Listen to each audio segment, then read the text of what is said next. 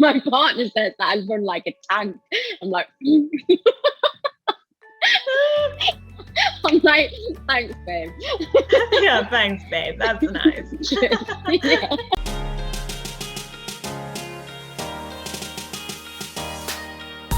Emma, hi. Thank you so much for being here today. I'm so excited to chat to a fellow actor. So, yeah, thank you for being here. Thank you for having me on, Kendall. This is great. Of course. Do you have a drink with you?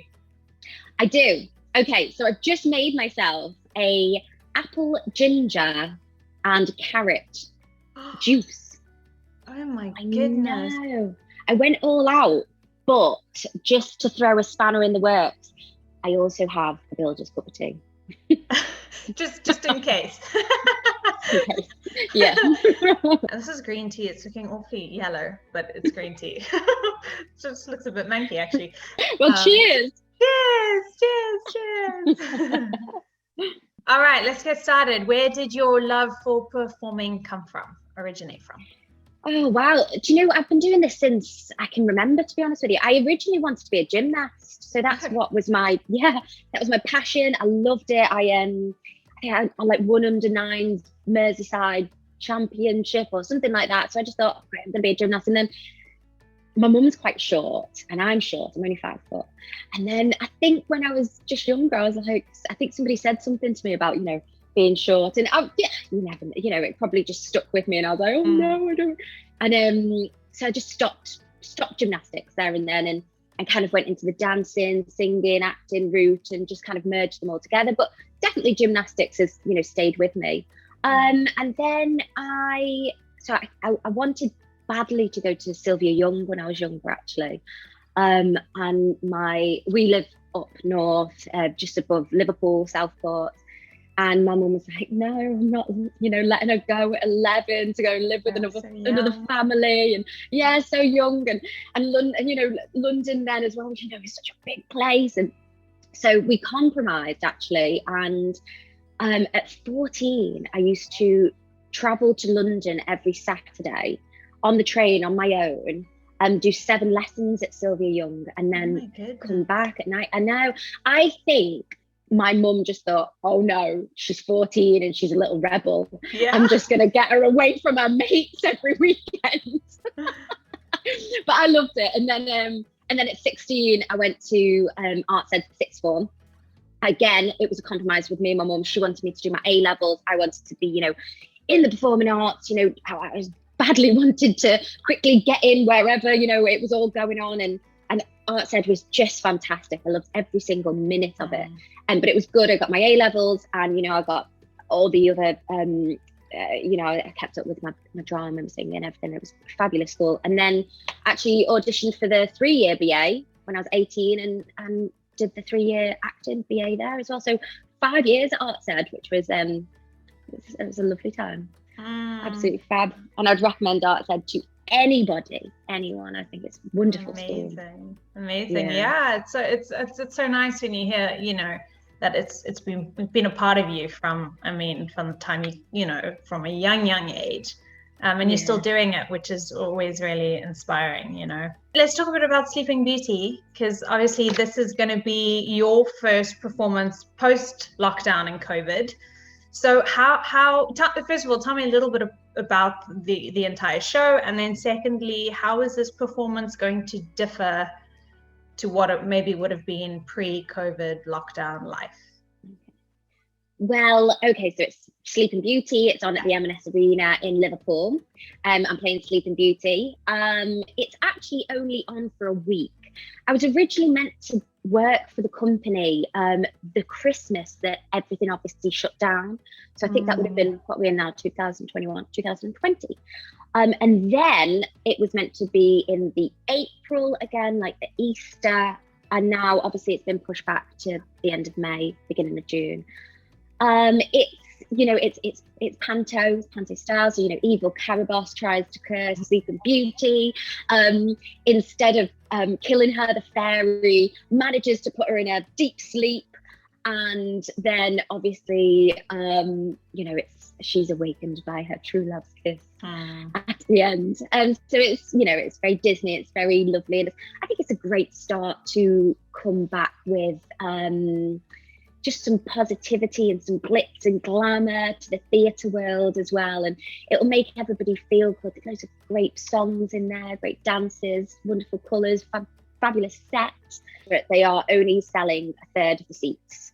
Okay. So I am really proud of all these production companies just going for it, because we do need the industry to just kind of get up and running again. And I mean, it's scary for them as well, because obviously only selling a third of the seats, you know, there's less revenue coming in. But as long as we kind of get things going again, you know, hopefully if everything goes okay, we won't have to social distance in, you know, a few months' time or whatever, you know, fingers crossed. But with this one, so I think you can book up to 6 people per like family or whatever. And then there's like a meter distance or 2 meters distance. There's like a one-way system around the auditorium. You have to sanitize when you go in and come out. And all the dancers, they're all coupled up already. And I think they're like living together, or maybe they already live together, I don't know. But I know they're coupled up in their kind of bubbles. So it will be different, but I don't know. I think it's probably quite nice to be with your little family, and you know the audience are there as well, and it's such a huge venue anyway that everybody will feel really safe. But I think they'll just be so excited. I think the audience can't wait to get back to live theatre and know be back on this reopening journey with us. What is your process like when developing a character? Do you have a specific one for each role that you do, or does it change based on who you're playing and what is required of the role? I think it does change depending on the type of piece. I mean, with pantomime, with Sleeping Beauty, you know, it's obviously a lot lighter. You know, you're there to bring the children into your world as well, and playing the princess, you know, they look up, they love the costume, and so it is.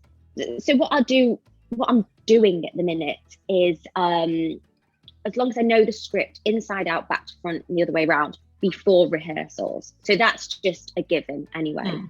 I do quite like to action all my words as well. I don't always do that with everything I'm in. I do find that whether I use it eventually in the final process, I'm not too sure, but I think it somehow subconsciously goes in.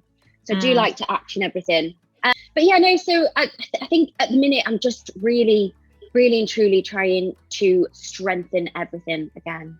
Also trying to get fit as well. I don't know about you, but like post-lockdown fit, I was like, oh, I think everyone's feeling that. It was been such a strange year that our bodies, our minds, everything has completely shifted. You know, we've never had this experience. So yeah, like you're saying, you have to suddenly get acting fit again and physically fit again, and it's a whole thing. It's a whole thing. Yeah.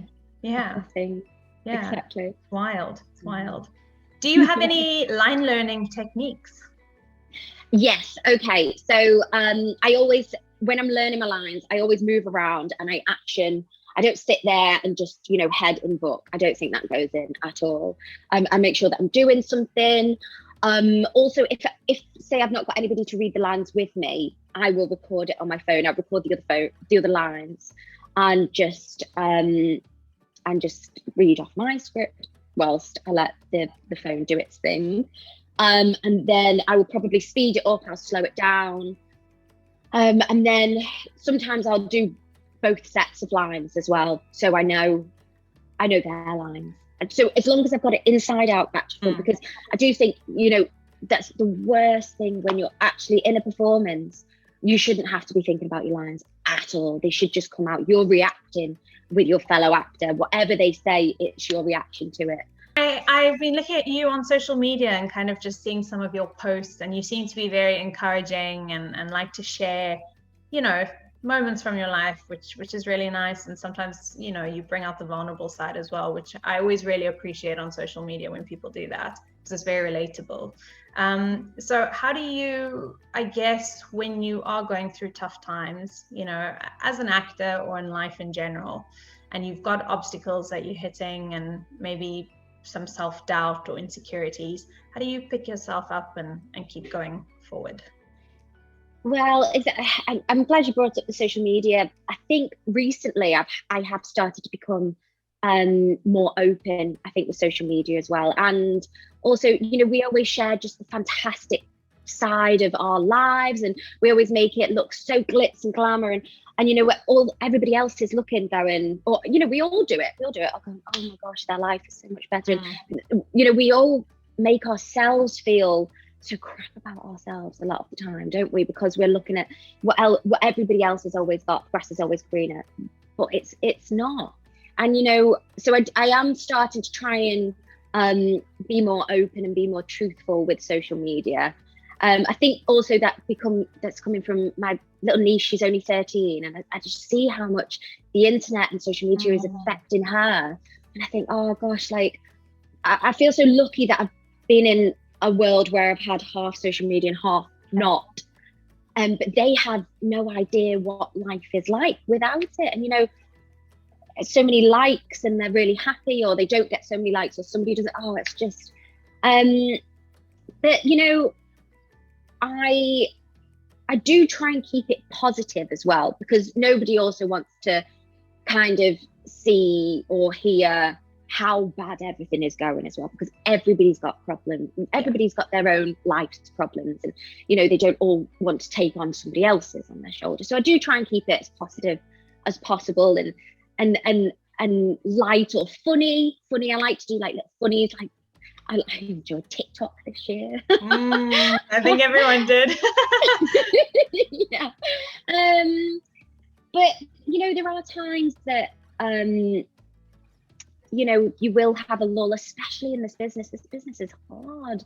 It's hard business. And, you know, mentally to keep yourself, you know, feeling good about yourself. I've got such a great support network. I think that is key. Like my parents are just, you know, they're my biggest fans, bless them. They really are. And I've not seen them for 8 months now with COVID. I like a lot of people haven't, I guess. And you know, if I'm ever practicing my songs or just having a sing song or doing it, my dad will go, oh, make sure you ring me, you can put me on FaceTime, I'll just watch it. And he does it, you know, he'll close his eyes and he'll listen to me singing. And now, so I think that's, and my sister's in the business as well. She's actually over in LA. Oh wow. Yeah. So, you know, it's good to have, I suppose, other people in the business with you, but you know, that's it's not. It's neither here nor there. Sometimes it can be worse because there's you know, a little bit of competition there, but healthy competition. Yeah, and having a support system for me as well. I mean, that's a huge one. You know, without that, I think the struggle would be much harder. You know, for absolutely. Sure. Yeah. Do you have any audition tips that you can share with us? Personality. I think sometimes, especially on a recall, if it's a recall, they know you can do the job. They like you. So a recall is more like, can I work with this person? You know, is their personality?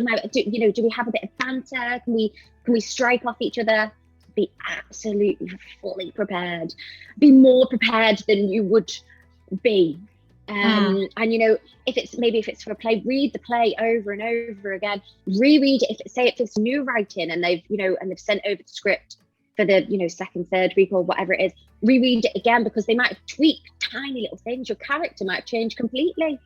I think that is a big one. Just preparation, and just enjoy it. It. You know, go in, have fun, and play around with it as well, and listen. If they give you any type of you know, direction, listen to exactly what they're saying. Take it in, take a minute to yourself, and then, you know, go for it. Do you have any advice for actors that are wanting to break out into the industry, and maybe it's their first go and they don't know where to go or what to do? I'd say go to as much theatre as possible.